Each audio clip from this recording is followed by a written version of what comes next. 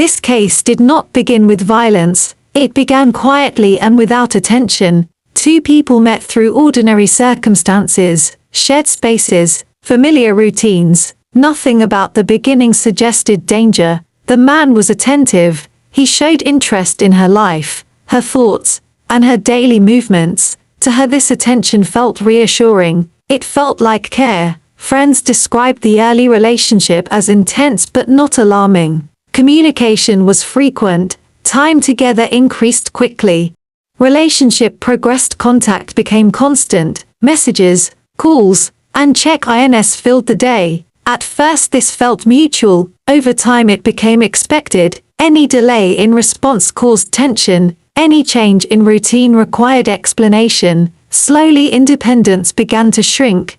Jealousy did not appear suddenly, it arrived quietly, through questions rather than accusations. Questions about friends, questions about conversations, questions about intentions. There was no evidence of betrayal. Reassurance was given repeatedly, but reassurance did not remove suspicion, it only delayed it. Control did not arrive as commands, it arrived as reactions, disapproval, withdrawal, silence. Certain behaviors caused conflict, others brought calm. Over time she adjusted her actions to avoid tension. Gradually isolation followed, not through restriction but through emotional consequence. Spending time away caused arguments. Staying close caused peace. At some point she felt the relationship change. What once felt supportive now felt heavy. She attempted to create distance. Her attempt was not accepted. Messages increased. Apologies followed blame.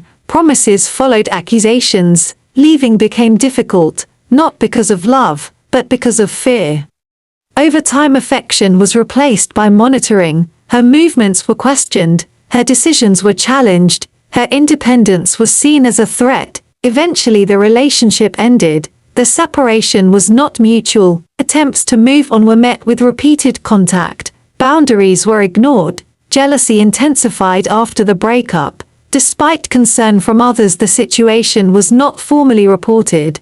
There was no expectation of a fatal outcome. On the final day contact occurred once more. Circumstances appeared ordinary. What followed was sudden and irreversible. By the time authorities became involved, a life had been lost. The relationship had ended in blood. Investigators later reconstructed the events. Messages were reviewed. Patterns were identified. Jealousy, control, escalation, obsession. These elements appeared consistently. The man was arrested and charged. In court emotion was removed from the explanation, actions and responsibility remained. The relationship history was examined not as romance but as context. The conclusion was clear. This was not love, it was violence. The aftermath extended beyond those involved. Families were left with grief. Friends revisited ignored warning signs. This case became a reminder. Danger often develops quietly. This relationship did not end with separation.